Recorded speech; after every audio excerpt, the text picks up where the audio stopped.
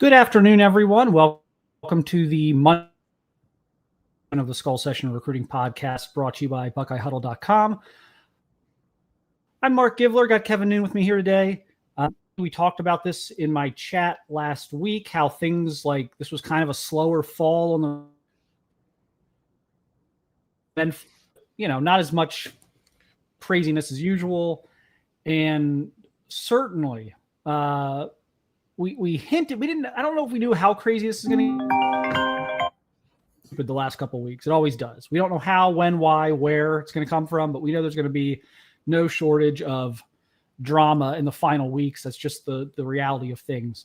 So we've seen that both in the last 24 hours, I guess. We've seen both good and bad on the decommitment front. First on Sunday, Anthony Turbo Rogers, four-star running back out of Montgomery, Alabama, decommitted from Alabama. If you were on our site, you were told this was very likely going to happen.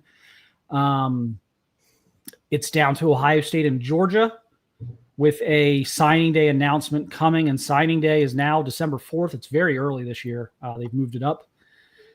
So everyone should know on December 4th. Now, I like where Ohio State's at. I think that's the probable landing spot at this point for Rodgers. The kind of the $1 million question is it's Ohio State and Georgia. Is Georgia on there because it's a more appealing option maybe to the Rodgers camp as far as geography? Or is Georgia on there because you can't have a signing day announcement without a second school? I think that's the thing you have to weigh here, is how much of this is a legitimate geography question that the family's got to sift through versus how much of this is, well, I can't decommit from Alabama and then not have another finalist, where everyone knows it's going to be Ohio State on signing day and you can't have the ceremony and you can't have all the hoopla. So I tend to think it's more of needing a finalist, but you can't discount Georgia in these types of races. They've done well with running back recruiting over the years. You can't discount the geography factor entirely. I think one thing that'll be interesting to see is, does he show up anywhere the next 2 weekends? It would be much easier, obviously, to attend a Georgia game. You can just pack in the car and drive a few hours to attend a Georgia game. It would not be quite as simple to get to Ohio State, though not impossible, of course. He's already done it a couple times. So that's one thing I think we need to watch there. But in terms of his decommitment, I think Ohio State's the school with the significant momentum on the decommitment. Kevin, this has been a Carlos Loughlin special. Yeah, I guess to get to the initial point, and thank you for people getting your questions in. We will get them in the queue. If you don't see them on the page, have no fear. I'm getting questions into the queue. I mean, recruiting questions, team questions. We were talking a little earlier about pizza places. Probably not going to talk about that on the show. I tend to think that for Turbo Rogers, Georgia is a hat on the table. Now, it's a tremendous hat on the table. Georgia is a program that's had a lot of success, as Mark has said, a lot of success with running backs. There is the location advantage there and everything else. But how many times have we seen Ohio State as a hat on the table for a player that, if you're a member at Buckeye Huddle, we've told you, yeah, they're just a hat on the table, and it ends up being true. So you can't have the ceremony. You can't have a decision if it's just one school. If there's just one choice, that's just, you're just having a referendum. At that point, you're not having anything else. So, Carlos Loughlin getting a lot of praise from fans this season. And I think some of it was immediately going to come in just because he wasn't Tony Alford, who went to the team up north, and people are very disappointed in all of that. But, I think that you're seeing Coach Locke look maybe at some different targets than what Ohio State would look at under previous administrations, whether it be Alford, going back a little bit further to Stan Drayton. Ohio State has not necessarily been able to do a lot with that smaller back or that smaller receiver, the Mookie Cooper or whatever. But I think you're seeing as Ohio State changes and updates and brings in some different coaching personnel, some different decisions. So, I really like where Ohio State stands. All of the predictors have come in, pointed in the right direction, but Mark hit the nail right on the head. Where does he show up the next 2 weeks? Now, and if he shows up at Georgia in the next 2 weeks, granted, Georgia is playing, I think, Air and then Georgia Tech, don't freak out and be like, oh, all hope is lost. Once again, it's just distance. It's just distance, and everybody wants to go to a game and be treated like a king and go get pizza and whatever the hell else that they can do at the point. But we're not going to have to wait long. I mean, it is very scary how close signing day is, and how much news may be happening here in the next couple weeks. Yep. So we'll see. Like I said, trending the right direction. Again, I think if you just look at like what's happened there. Georgia's been mentioned, so it's not like Georgia's like totally out of left field, but Ohio State's been the driving factor the last couple months, maybe 2 months. And so when one school has all the momentum or seems to be pushing a kid out of a other school's recruiting class, as with Alabama, it does, when the kid finally decommits, like your initial reaction is, oh, he's going to go to the school that's been really pushing lately. And so I think that's the right read on this one.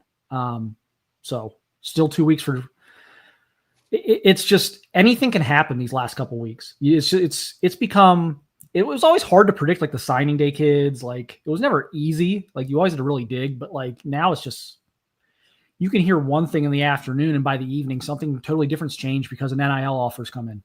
Like it goes 0 to 60, just unbelievably fast down the stretch, more so than even in the past. But yep, like where things are at with Turbo right now. And then today it's the bad news. It's the bad end of things. Zahir Mathis, 4-star defensive end out of Philadelphia, decommits from Ohio State. Post on Twitter, they're still a top school. Decommitting at this point in the process, to me, indicates you're on the way out. You're not coming back. You're not coming back 2 weeks or whatever. Like you could have, like what changed between like now and July? Like you've been making visits anyway, so you don't need to decommit to make other visits. You've already been doing that. The only reason to decommit at this point is because you think you're going to go somewhere else. So I think that's obviously a really bad sign for Ohio State. They felt that coming out of the official recently that they had kind of stabilized things a little bit there. I mean, that was the guy like late in the summer, early in the fall. I kind of said like, hey, if you ask me to pick one guy who's not going to be in the class, it's going to be Zahir. And then the official visit, he showed up for his official, which they weren't sure if that was going to even happen. And they thought things were, stabilized to a point.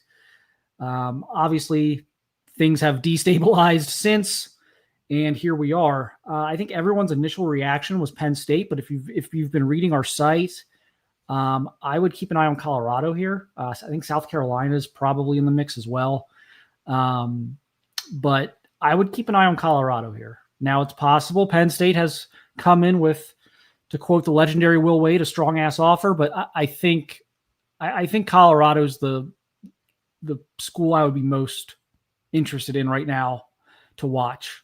But, Kevin, your thoughts?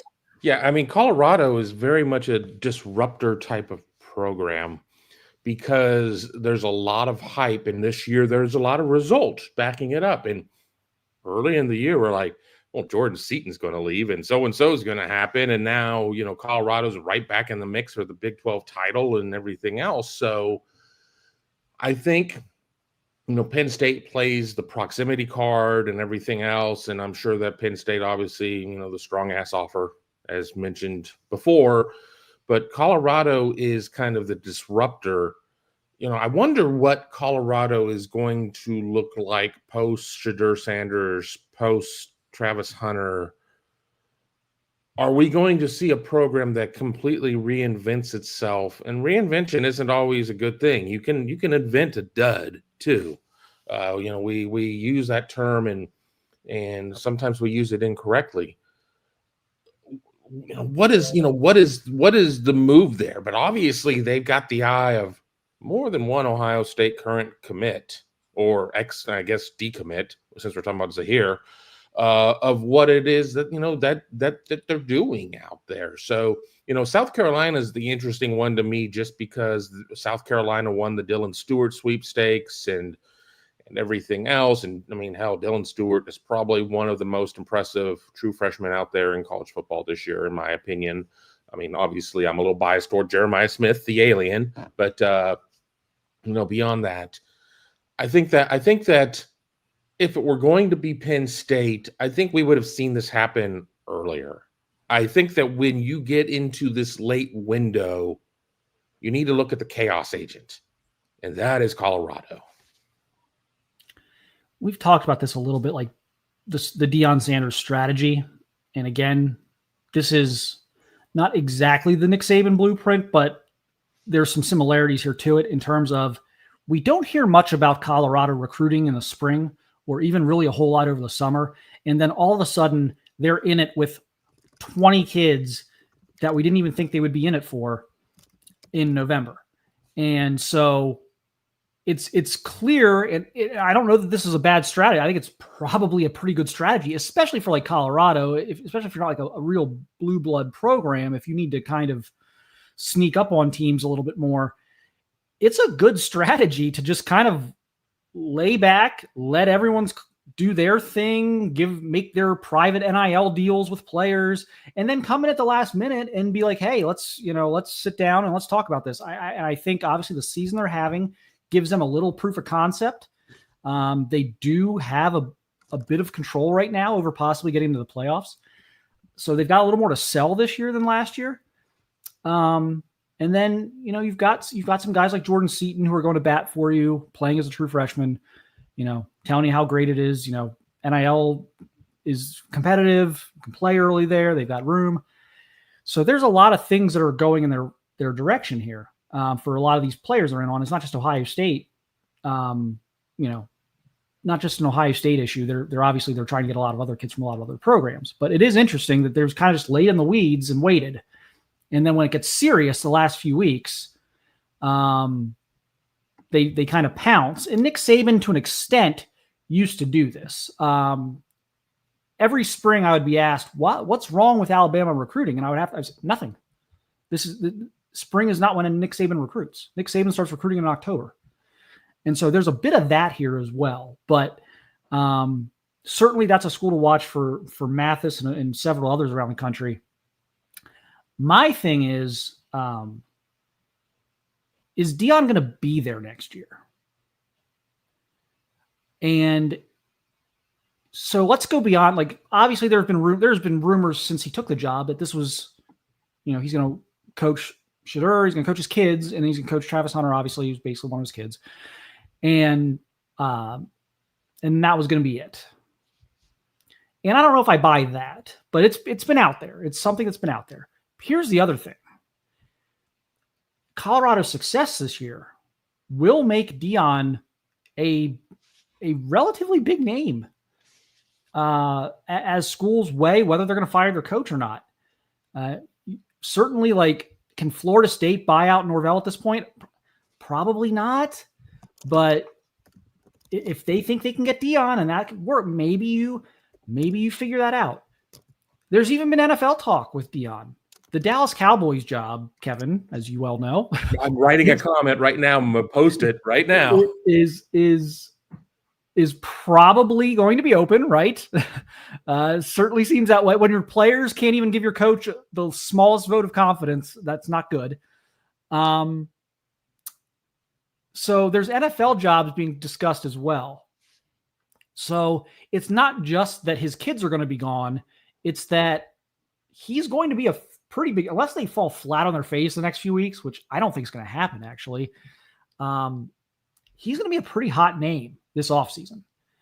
So how much does that play into this? Especially if you're recruiting against him, aren't you in the kid's ear? Like, dude, he's not going to be there next year. I mean, look, if Alabama can convince kids that Urban Meyer's on his deathbed, can't Ohio State and other schools convince kids that Deion Sanders isn't going to be there next year? I was about to give a story that was a basketball story about a school recruiting against Ohio State, telling a kid that Thad Matta was dying and that he was going to be dead and not be his coach. So just the simple fact of, well, he's not going to be there. That's child's play. I mean, that's just garbage. I mean, that is so low on the level. I'm sure Ryan Day is going to be coaching Mars University according to a lot of schools and everything else. And the Patriots job. He's going to get the Patriots job. So here's the thing with Dion. Is Dion a great coach? B, a great recruiter, C, a great hype man, D, a combination of those, or E, none of the above? If you go to the NFL, let's just address the NFL, and you think that it's because he's a great recruiter, he can sell this, okay, maybe that works a little bit in trying to convince free agents to come or whatever, but you're dealing with grown-ass men and everything else. You're not dealing with impressionable 17 and 18-year-old kids to make these decisions. So does he lose one of his greatest advantages of being a great recruiter if you believe that B is the answer? I am certainly not convinced of A. Pretty much the way that he handled the Sean Lewis hire and then demotion last year crossed A off the list for me. I don't think he's a great coach. And, there are going to probably be some people who are going to disagree with me. I see people in the chat who are agreeing with me with the letters that I put out there. I don't think he's a great fit for the NFL. Now, the NFL pays a lot more money.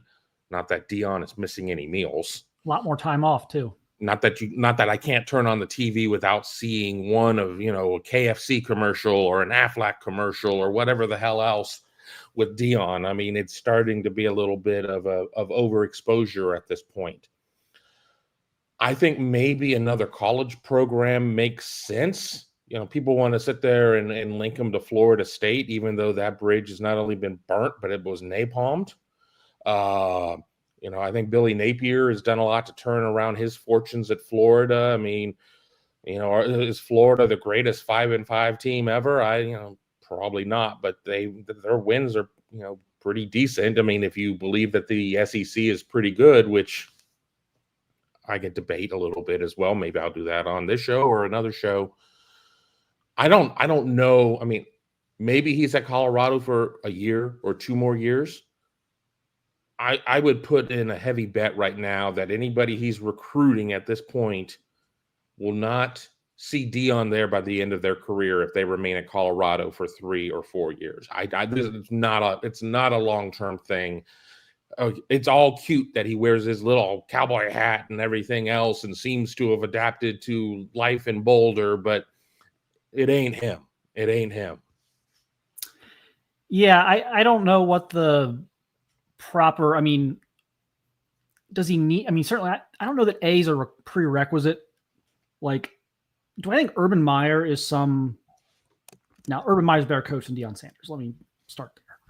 But do I think Urban Meyer is like God's gift to strategy, football strategy and X's and O's? No, I think Urban Meyer was an elite talent collector who was also a great motivator of that talent. I don't look at him as someone who is necessarily an innovative offensive mind, an innovative football strategist. So you can win huge in college by simply being able to recruit and motivate. And so is that Deion's path in college? Maybe that's Deion's path in college. Does he want to do this? Does he want to have the year-round responsibilities, the fundraising, kind of the dog and pony show that it's become? Or does he want to just kind of deal with adults and have several months off a year to pursue whatever other ventures he wants to pursue? I think those are all questions that obviously he's going to have to answer. But yeah, I think that if you're Ohio State, if you're Alabama, if you're whoever, if you're recruiting against Dion right now, I think that's got to be your thing, is like, not going to be there. So that we'll see what happens there, but they're clearly, as Kevin mentioned, disrupting things right now. And we We knew that from last year, this would be possible with kids around the country, that Colorado would be able to do this. But I think, again, having a little more proof of concept this year, I think is helpful for them in a major way. There's a very real chance they could be in the playoff. It may not happen down the stretch. They may lose a game here down the stretch or in the Big 12 championship or something like that. But it's very possible. They're a possible playoff team right now. And I don't think most people thought that at the beginning of the year. So, and it has been interesting. We've seen kind of less hype around him. Garrett Seawright did a great job on this. If you don't listen to the Daily Huddle podcast by Garrett Seawright here on the channel, you should really add that to your rotation. Either if you want to watch the videos, we have it on video form, or you can download that wherever you get your podcasts. But he kind of hit the nail on the head that we've heard less about Dion in September and October this year, despite them winning more. So has Dion kind of learned a little lesson on that? So that was an interesting discussion he had there a few, maybe like 2 weeks ago. And that's, yeah. So is he evolving? Maybe. We'll see. We'll see what happens here. I'm very curious though, because I do think there's an interesting part of this where Dion's a bit of the center of, not the center of the universe necessarily, but like he's very much entrenched in maybe some things that happen in college football down the stretch here. His team is going to have a say in the playoff race. His job status is going to have a say in recruiting, which as we know, has massive domino effects. And his status, his employment status, is also going to have a say in the coaching carousel, which we all know is another just big game of dominoes. So a lot of like what we're going to see in the college football, like the next 2 months, as weird as this might sound, is going to have, Colorado's going to have a hand in that. So we will see. And I agree, Jason Manley's comment. Urban was not a tactician, but he surrounded himself with great tacticians and was able to motivate the hell out of 18, 22-year-olds. Yeah, I mean, he was great. He found the secret sauce and motivation, and obviously understood the importance of recruiting and talent acquisition. But then once you get the talent, you have to be able to motivate it. And that he was as good as anyone who's, including Saban, was as good as anyone who ever coached on those two understandings. So we'll see. They're going to have to fend off Colorado on, obviously Zahir Mathis has opened things up. London Merritt also visited Colorado. That one gets a little interesting now. You've got Jordan Seaton there, an IMG kid, recruiting other IMG kids like London. I'm a little surprised. Like Zahir, I'm not like super stunned, because we've been talking about Zahir being on Flip Watch, it seems like, for like 6 months. London kind of came out of left field and was very pro Ohio State from like very early on, like well before he committed. We felt he was going to go to Ohio State, and he's just been so pro Ohio State. But here we are. And so again, NIL numbers are going to be a factor in these late recruiting processes that are still playing out. But we'll see. We'll see what happens there. I don't love it.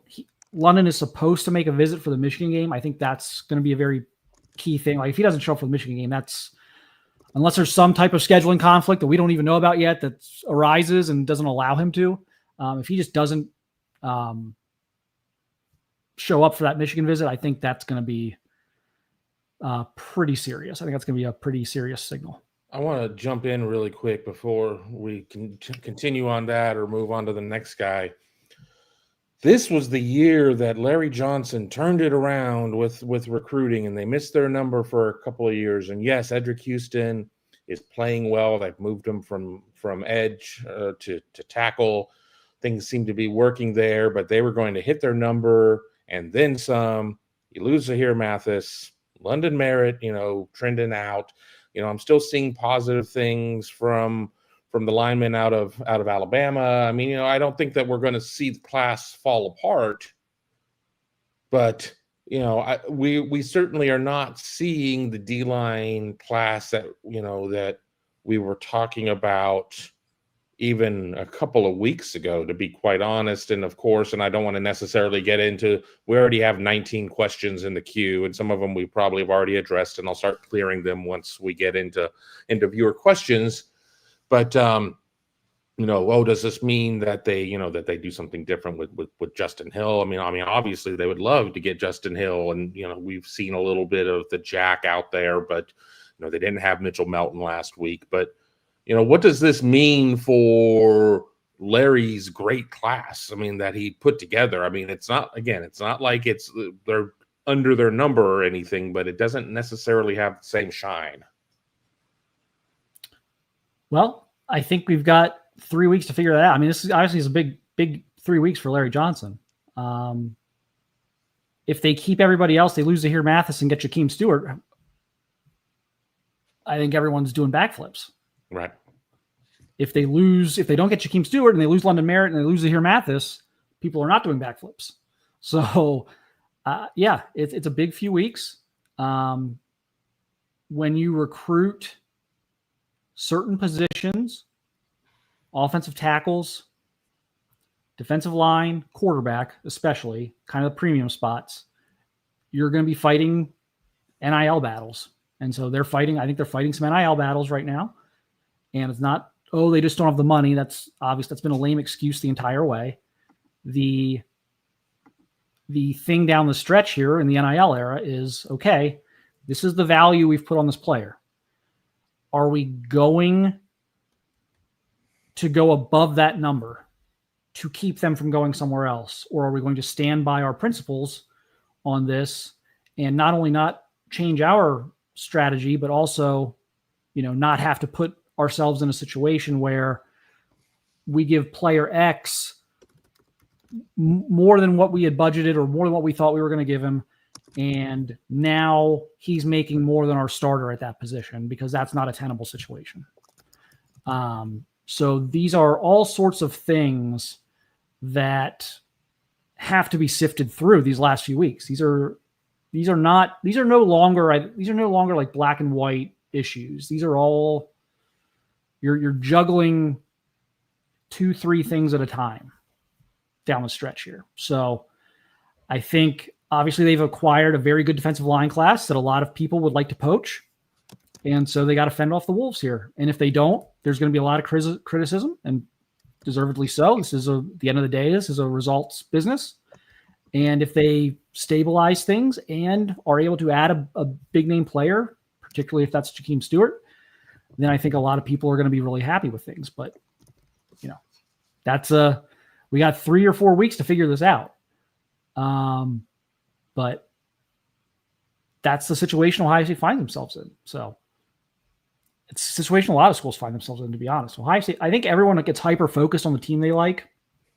So everyone focuses this on Ohio State, but Alabama's fighting this right now. Georgia's fighting this right now.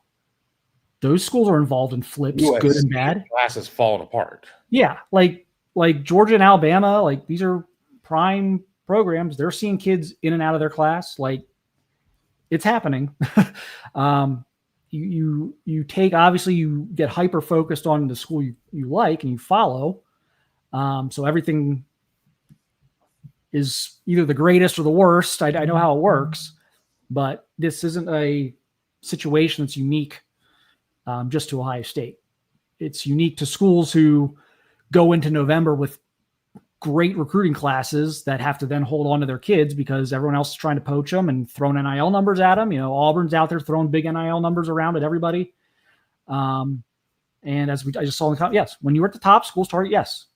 The day, I will tell you this, as frustrating as this may be, and I understand it. I understand it can be frustrating. You follow these kids for 2 years, you think they're going to be Buckeyes for 2 years, and then at the very, very end, you find out they might not be. I can see how that's frustrating. But I can tell you what you don't want. The day that Ohio State's recruiting is at a level where nobody wants their players and nobody is throwing out dumb NIL offers in November, December, is the day Ohio State loses its national relevance, is the day Ohio State's no longer one of the few best programs in the country. So this is a problem that you actually have to have. if you're Ohio State. You can't afford to be in a situation where you've recruited such that nobody wants your kids. So this comes with the territory. If I will use one of my favorite. I'll use one of my favorite things that a coach said to me when I was in either middle school or high school was, if you want to run with the big dogs, you got to piss on the big trees. So, like this is the reality of being a big dog in college football. Schools are going to poach. They're going to negative recruit against you. They're going to try and top your NIL offers. They're going to tell you every reason why you shouldn't actually go there. And you're going to have to combat that. And that's just the way it is. I want to jump in here quick with the comment I just put up here. Why don't we poach other players? We just talked about Turbo Rogers early in the show. Ohio State is a known flipper. They flip a lot of players. So it only makes sense that it comes back. I mean, there's nobody out there. It's like, well, we flip 4 players a year and we never have anybody flipped. It's just how the game works. And there's still other 1,000% do poach. But again, if you're recruiting at a top 3 or 4 level, if you're Georgia, if you're Ohio State, if you're Alabama, how many kids do you need to poach in November, December? You've got a top 3 class. You're going to be the target more so than you're going to be the aggressor, but they've poached guys. I mean, Josh Mickens was an LSU commit. We go back there. We can talk about Turbo Rogers right now. We can talk about Damola Aji-Dahun, who offensive tackle out of Atlanta they're trying to poach.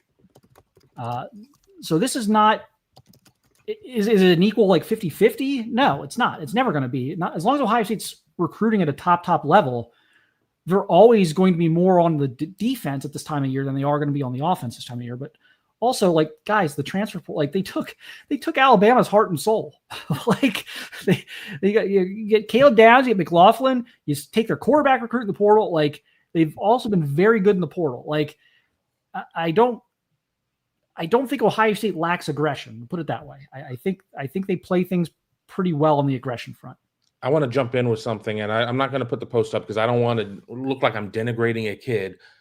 There are going to be people who are going to be concerned and immediately just try to put bodies in the spot. This kid is out, so we need to have a body in the spot, and that's not.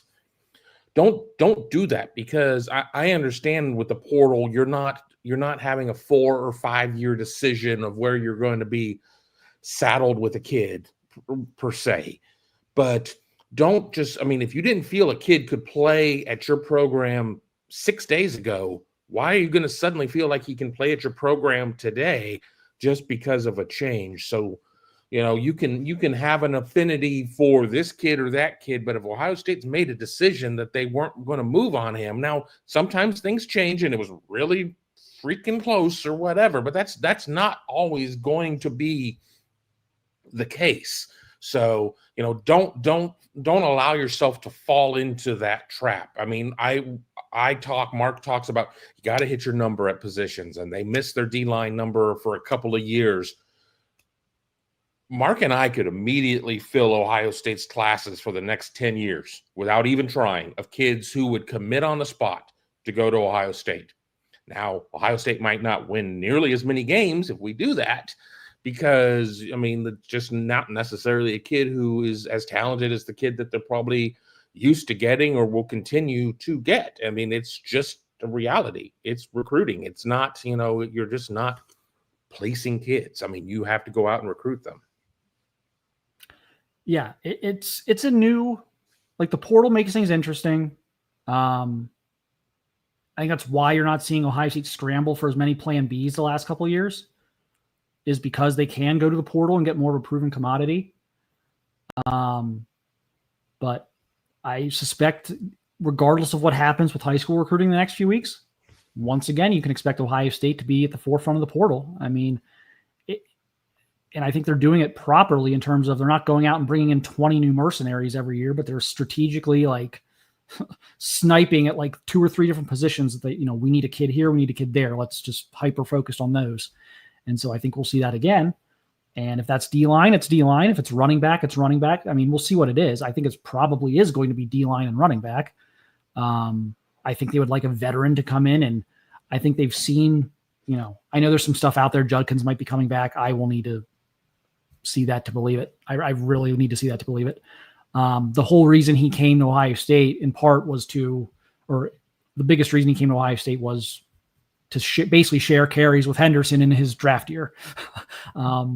So to come back and what does he got to gain by coming back? Yeah, and sharing carries with James Peoples? I don't think he's necessary.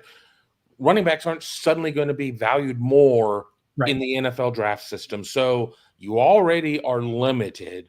You're still going to take more hits, wear the tread off the tires for what will probably be less money. I mean, okay, you got this huge NIL package to get CJ Stroud, who was the number 2 overall pick, to come back, and he really thought about it. Okay.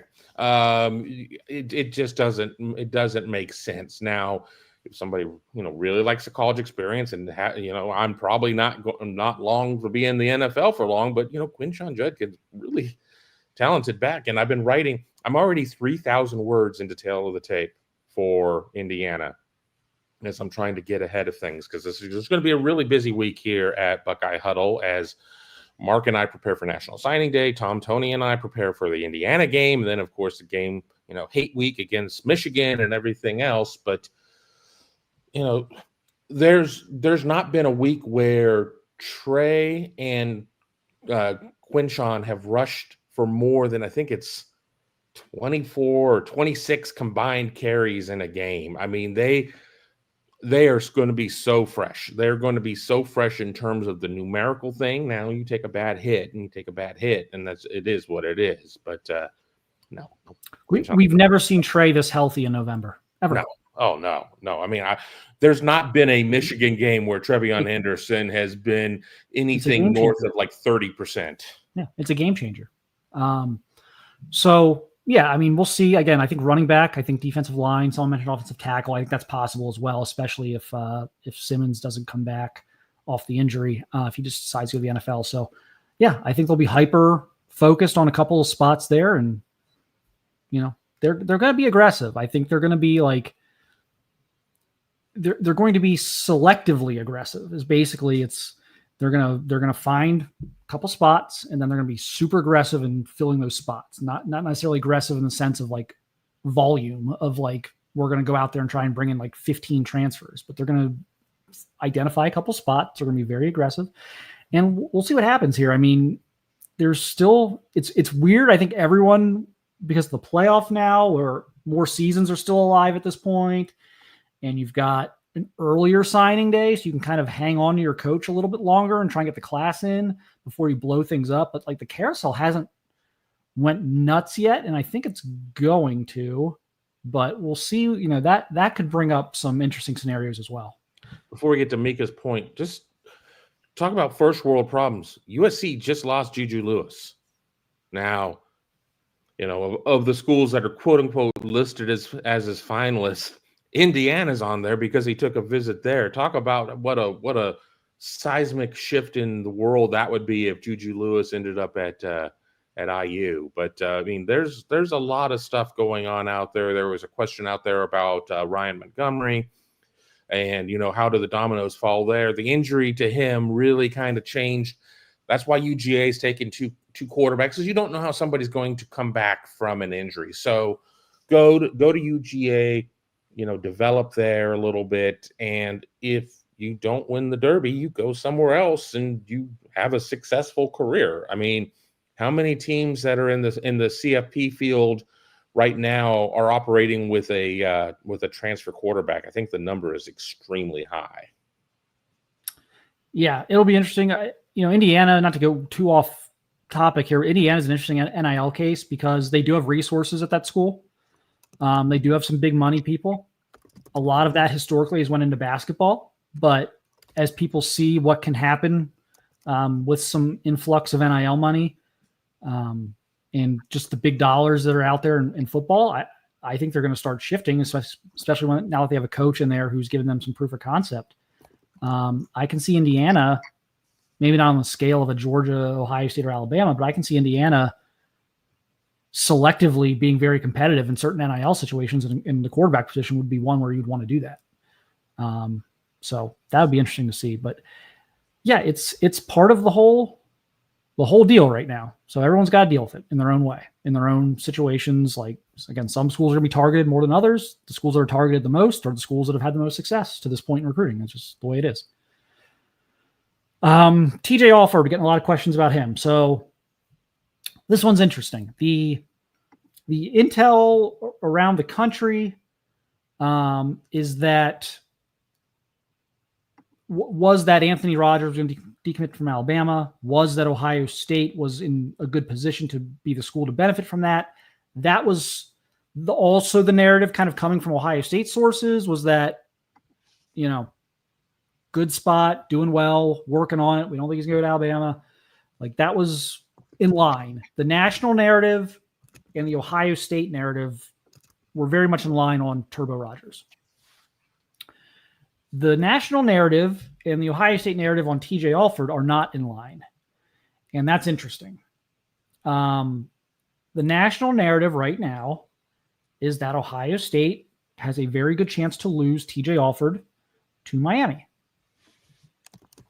Now, Miami, Florida State have all recruited TJ Alford since the day he committed to Ohio. Like, they didn't stop recruiting TJ Alford when he committed to Ohio State. So these have been the schools Ohio State's had to fend off since the day he committed.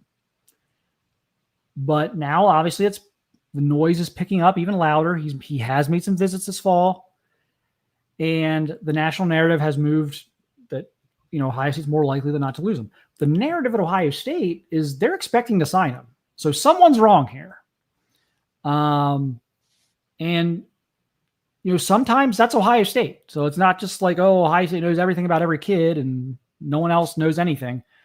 But as far as, the narrative battle right now, Ohio State's, they've acknowledged the Zahir Mathis stuff. They acknowledged the positive stuff on Rogers. They're not buying the Alford stuff. And so that's going to be interesting. I have always felt that this would kind of be a defense version of Jeremiah Smith, where it would be dicey, it would be unpleasant at times, uncomfortable at times, but that ultimately the relationship with James Laurinaitis, like the relationship with Brian Hartline, would win out. So I'm not moving off of that yet. But it is obviously, look, we see, people put in crystal balls or predictions. We see that. And those people who have done that, many of them are good at what they do. It's not a knock on their ability to do their job. Right, Von Bell. Right. But sometimes the narratives don't line up and you got to figure out, okay, what's the truth? So I'm not, until someone at Ohio State tells me they're really concerned here, I'm going to kind of stick with my instinct. But yeah, it's going to be something down the stretch. It's going to be one more player down the stretch they've got to figure this out with. And they knew the score on this one. This wasn't out of left field. Like, they knew the moment he committed to Ohio State, back in the spring, that he was going to be a guy they had to fight to hold on to. In fact, when he set the initial announcement date, had James Laurinaitis not been retained, I think TJ may have committed to Florida. Like, if James Laurinaitis hadn't been elevated to linebackers coach, I think it's very possible TJ would have initially committed to Florida. But now Florida's kind of out. They're kind of on the periphery. It's Florida State and Miami mostly. Obviously, Florida State's desperate right now. Like, that season has gone so far off the rails. They've cleaned house on the offensive side of the ball. Like, they need some difference makers. So they're going to be very aggressive. Miami, we know, is very aggressive. They're selling some proof of concept right now. And Miami's actually in a decent position on proof of concept, because what they can sell is like, look at our record right now. We're in a position to possibly make the playoffs, and our defense is terrible. So we just need guys like you on defense to come in to go with our amazing offense, and we're going to win national championships. Like, that's going to be the narrative from Miami to Alford. And oh, by the way, here's a very competitive NIL offer. But and their 13 fans are very vocal. Yes. Well, that's Ohio State's comeback is, okay, do you want to play for compete for national championships in front of 100,000 fans? Do you want to compete for a playoff spot among hundreds. And what's that meme? There's dozens of us. There's dozens of us.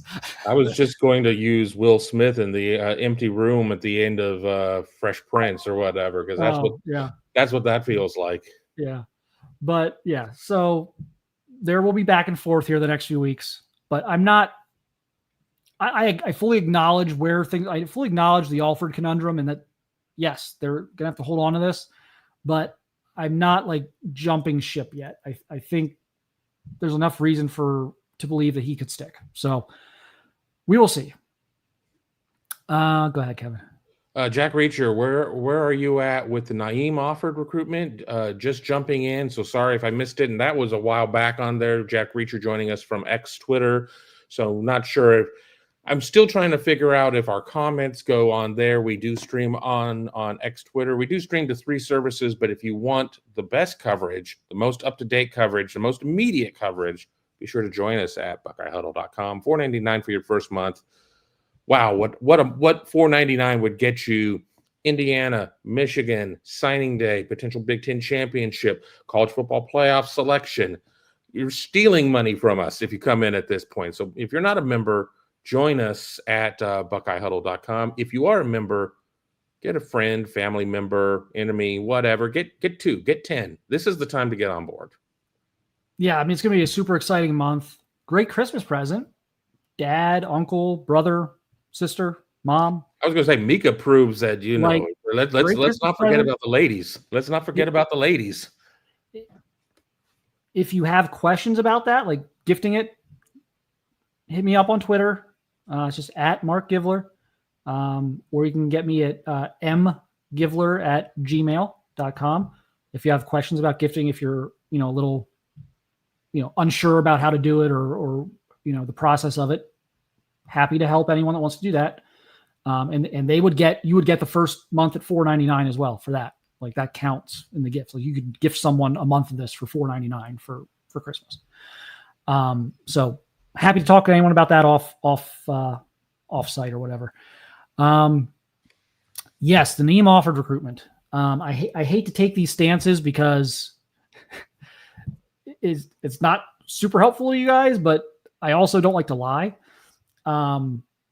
I think what Naeem Alford does at this point is anyone's guess. I am keeping Ohio State in slightly the lead because they've kept his commitment longer than I honestly thought he would. So they've kept it. He has been in communication, even through all the madness, with Tim Walton. He's communicated his plans with Tim Walton. They have a very close relationship. NIL is a factor, yes. Geography, a bit of a factor, but I don't think as much. I think a lot of this is NIL combined with development.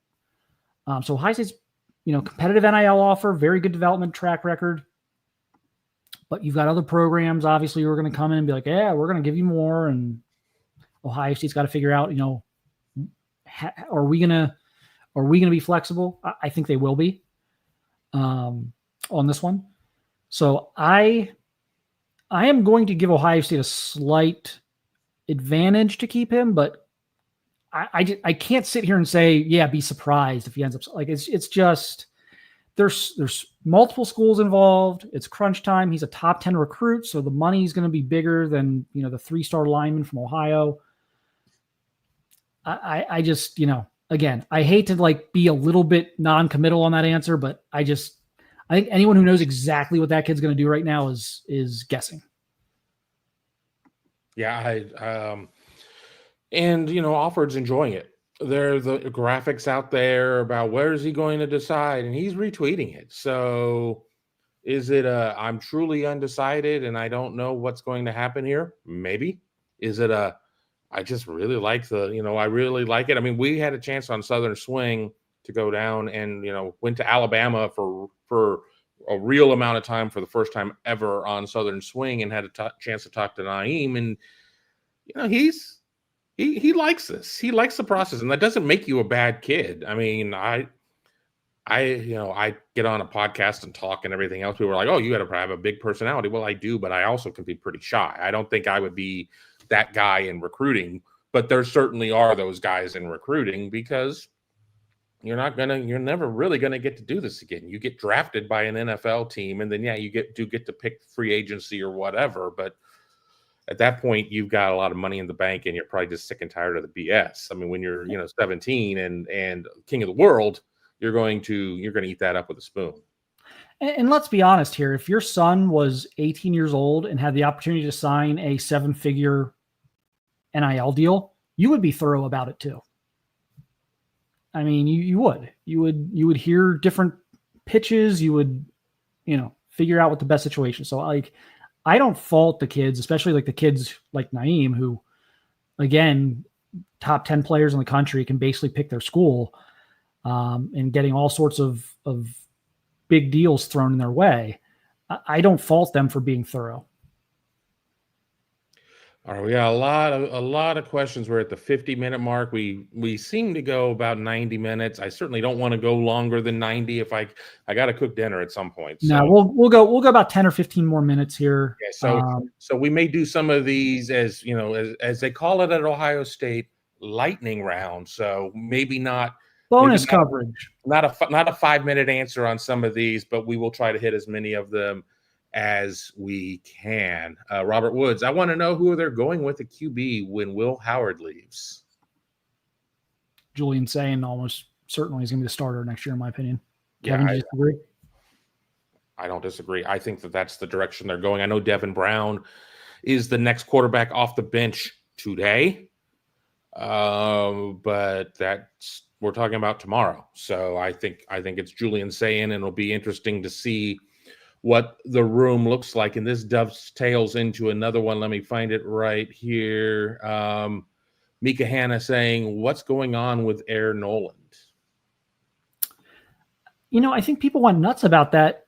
They're not going to travel. He's just the number 5 QB right now. I mean, we'll see, everyone's like, well, that means he's going to the portal. I mean, I can't say he's not going into the portal this offseason, because quarterback recruiting is crazy. And like, again, if Julian Sayin is looked at as the next starter, that's gonna leave Air in a precarious situation in terms of getting on the field. But like, the idea that he didn't travel to Chicago is not a thing. You have a travel roster. You don't travel your entire 85, and so you're not going to bring your 5th quarterback. You just aren't. So that's a reality. And the thing is that there was some site, and not one of the bigger sites. I mean, I don't remember who it is, so I'm not going to be all speak ill because I don't know who said it, but it wasn't a bigger site that most likely quarterback to transfer from Ohio State is Air Noland. Well, I guarantee you this is a person, whoever wrote it, I've never seen them before. And I'm at every day that they have OSU availability for football, I'm there. So it's really easy from your couch to sit there and try and do the math of, well, they're not traveling him. You don't take 5 quarterbacks on the road. I mean, Ohio State never really expected to have 5 scholarship quarterbacks, and then Julian Sayin falls into Ohio State's lap, and there you are. But Will's done after this year, and there's probably going to be 1 to 2 transfers. Ohio State is probably going to have to go to the portal and get a Chris Chuginoff type or something just to even the numbers out. But, I don't think any firm decision has been made about Air Noland. So it's kind of the Jakeem Stewart question, which we haven't been at. Well, we have been asked. I just haven't punched it up yet. Of what we're going to get until we don't get it anymore, until a decision is made. And, we'll keep answering it. But, don't read into it too much because, it kind of is what it is. I'm trying to make sure that I bounce around to different people. So here we go. Coastal Buckeye, better chance of landing Jakeem Stewart or flipping Justin Hill? I think it's landing Jakeem Stewart. The Hill situation is just, look, lifelong Ohio State fan. But the way the jack position has gone all over the place, I just don't know. That was a sticking point early. It looked like they had figured it out. Then they kind of didn't. They stopped playing the position. They stopped practicing the position. Then we saw it reappear. I don't know that there's been enough stability on that to convince Justin to flip. And I think they're very much in it with Jakeem, but I don't know. I am not sure that I would bank on flipping Justin Hill at this point.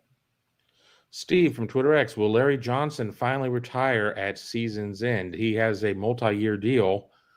It used to really be kind of a one-year deal, which I never understood of why you did it, because it's just monopoly money anyway in terms of a major university thing. But now you have ground to be able to recruit. But of course, he's not a spring chicken at this point.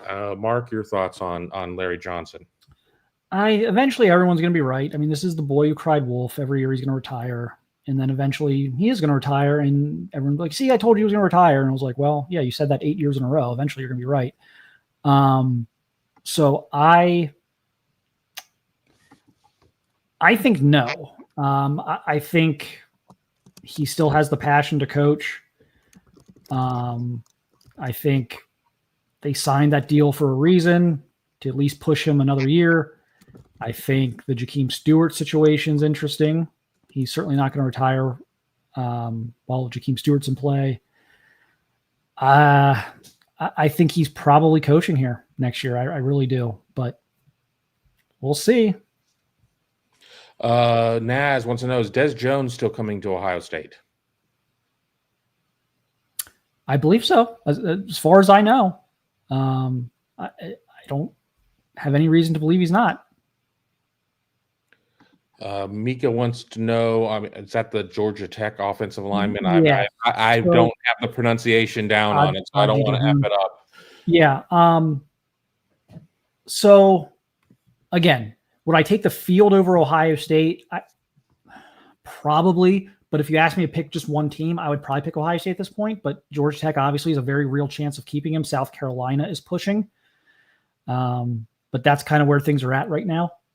I know South Carolina has been trying to really push with some of these guys down that way, just because the season they're having a pretty good year, and they're kind of a big name right now. As there's people out there making playoff cases for them and everything else. So they're trying to ride the momentum a little bit, and we know they have competitive NIL dollars. So does Georgia Tech, by the way. But I think Ohio State's done a pretty good job there, and I would be my best guess, but certainly not a lock. Larry wants to know, with all the players leaving after the season, how competitive will we be next season? And that's always a big question, because if Ohio State wins the national championship, and taking a big leap there, I mean, Ohio State is the betting favorite in Vegas, so it's not like I'm talking about like a one out or gut shot, runner type of situation. Ohio State's going to be fine. We hear the Ohio State doesn't, they don't rebuild, they reload. I mean, obviously there would be a lot of people in positions that would be new, but if you still have Caleb Downs, you have a very highly thought of quarterback, you have James Peoples at running back, you have, Jeremiah Smith is coming back. We can go on and on. Edric Houston and Jermaine Matthews and Malik Hartford and Calvin McDonald. Yeah. I look. Can I sit here and pinpoint? Yeah, they're going to be the number one team in the country. They're going to be the number 3 team in the They're going to be a top 5 or 6 team in the country again next year. They're literally returning their best 2 players. Their best player on each side of the ball. Downs and Smith are transcendent talents. They're both back. So then he gets down on new quarterback, fine. Does Josh Simmons come back off the injury? Does he go to the NFL? Does Sonny Styles come back? There are, and that's not as far-fetched as people are, I can already see before I even got it out of my mouth. I can already hear people or see people in the comments. Where's Sonny Styles going to go? The NFL, because he's going to test off the charts at the combine. But so that's a decision that's going to have to be made at the end of the season. But if some of these guys on the fence come back again, they're loaded up again. I mean, look around the country. I mean, you got who else? Georgia's going to have to replace guys. Alabama's got to replace guys, key players. Oregon's going to have to replace, most of these schools have to replace their quarterback. Just about all these schools we're going to talk, you're going to talk about for next year are going to have to replace their quarterback. So, I suspect when the dust settles after a couple of transfer portal additions that Ohio State will be right back in the top 5 next year. Before I get to Larry's question I have up here, I just want to get to something that Rusty Jesse says. If Sayin can play, JJ will be back. If he can't, JJ's not going to be some mercenary. I know that that's just kind of, I'm just going to throw the worst case scenario out there so I can be pleasantly surprised and whatever. But I am absolutely not concerned. I'm not concerned about it. He could have gone to Miami and had, whatever offer they had there. Oh, by the way, Cam Ward is done after this year. I couldn't tell you any quarterback on the Miami roster at this point. I mean, there are things to worry about and there are things not to worry about. And let's file this one to the things not to worry about. Larry's, hey guys, love the show. Do you think we'll get any commitments at the IU or the bleepity bleep game, or because of NIL, that's a thing of the past? If we do, who do you think we will get to pull the trigger? Thanks. I mean, and something we haven't even talked about, and we probably doesn't require a lot of time, is Ohio State did pick up a 26 commitment with Jaden Ricketts. Yeah, we'll do a breakdown show of that for everyone, I think, here this week. I kind of wanted to do that, get his film up, and we'll talk about that. Yeah, I think most likely that if they do, it'll be like a 26 commitment. They're going to have some O-linemen on campus. They're going to have a bunch of 26 guys on campus here the next couple of weeks. I think that'd be kind of where to look. The reality is, for the most part, commitments don't happen nearly as often on game days as you might think. It's a lot of like off-season visits where you spend a couple days on campus, you get a real good feel for things, and that the game commitment things are either pre-planned at times, or it's something where it's kind of get caught up in the moment, and the caught up in the moment ones aren't very good commitments, as we saw with the national championship game years back, where they got like 3 kids and they only signed 1 of them and 2 of them, and that one was even a circus, which was Sean Wade. So I'm not sitting here thinking they're going to have like 5 commitments the next 2 weekends, but could a junior just decide to go? Sure. It's possible. But it's not, again, I think the commitment weekends are generally like official visits, off season, like those weekend, go to practice all day, spend the night, you have meetings with the coaches all day. Just that's generally when we're seeing commitments happen. I'm going to throw this one out because I kind of remember what's here, and I'm going to add a name here, and then I'm going to let Mark take his victory lap because this is something he's talked about a lot. The Zahir Mathis, does this mean we move CJ Hicks down now? Definitely. Sonny Styles moving down. Something Mark has talked about a lot, and I generally don't like people to take all the oxygen out of the room. I need it, but I'm going to let him take all the oxygen out of the room. He's the boss, so here you go. The floor is yours. We finally saw what needs to happen with Sonny Styles. We're finally seeing this the last 2 weeks, which is he needs to be unleashed as an edge rusher, blitzer, pass rusher. Can he? Does he have to line up there every snap? No, but as I jokingly have said on the site a couple times in the last month, they took Micah Parsons and they played him at safety for 2 years, and then he tried to make him like this read and react linebacker. And I just a miscast Abdul Carter. Yeah, exactly. Like just let him go get the quarterback. He had 2 sacks on Saturday, all sorts of chaos caused. Like nearly had an interception, blows up a throwback screen that would have been a touchdown if it had been completed. It just jumps up and volleyball spikes it. Just let him go.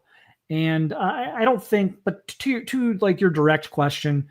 I don't think you have to move like a veteran, like a junior, senior, upperclassman down to defensive end to offset like Zahir. I think that's more of either an additional recruit that you might add here over the next 2 months, because there's still late signing day, so you never know what could be out there for that. But so either an extra recruit there, or maybe you take an even closer look than maybe you already would have at the transfer portal for a viable defensive end with multiple years of eligibility left, because that's what they like. I mean, they'll take a senior. Like obviously we've seen them do that. McLaughlin and Howard like are guys that they've done that with, and it's worked out. But they really like 2 or 3 years. Like their perfect transfer is like Josh Simmons or Caleb Downs. Like you've got, it's kind of a pro sports term, but you like to have a little bit of player control, a couple of years of player control left. So our team control. Team control of the player. Mika Hannon, this is the last one we have in the queue. Obviously a super chat will keep us on longer, so don't ever shy away from that. But Jordan Woods, who, for those who don't know, 6'3" cornerback out of Cartersville, Georgia, currently committed to Cincinnati, class of 2025. Yeah, and I just realized, like in my skull session yesterday, I didn't include him on the flip watch list. And I guess that's probably a Freudian slip on my part. I think they're going to flip him. They will take him, and I think they're going to get him. That's my stance. So there wasn't really anything new there for me to add in that column. So I apologize for not including him in that, because it was probably like, what about Jordan Woods? He wasn't in the column. But yeah, I continue to expect them to ultimately flip him. I think that's the belief. Now, I'm trying to think of how that doesn't happen. Naeem Alford sticks and Jordan decides not to join that. I mean, I don't know, but they'll take him with or without Naeem Alford. So I've talked to Jordan quite a bit the last month or so, and I really get the impression that they're going to flip him. All right. No super chats have come in, which is, I'll say it's okay. I got to record. Hey, we got a new Big Ten show we're doing on the site, on the channel. We're doing like around the Big Ten, like twice a week during the season. We recap the week before in the Big Ten, and then we look ahead in the second episode later in the week. We look ahead and do our predictions for the weekend matchups. So I got to record our Big Ten reaction from the weekend. So this is actually good timing for me. I've got to record that. We'll get that up late tonight, probably like 8 or 9 o'clock tonight. It'll be up late. But we'll go over some of the Big Ten stuff, including Ohio State, of course, including the Ohio State game, kind of recap what we saw. And again, then later in the week, we'll look ahead at the matchups, including the Indiana game. So we did some pretty good numbers on the first couple episodes. So hopefully you guys are enjoying that as well, just kind of taking a look around the conference. But yeah, I think we're over an hour here. We're well over an hour. So appreciate everyone tuning in. We'll probably be doing more of these. Obviously, we'll do the lives every Monday, but we'll probably be doing some more like the 15, 20-minute quick hitting types the next couple of weeks, because we expect a lot of news, just decommitments, flips, visits being set up. Just there's going to be a lot of action the next few weeks. So expect maybe some more Skull Session podcasts than just the Monday afternoon chats. But yep. So thanks, everyone. Appreciate your support as always, and we'll talk to you soon.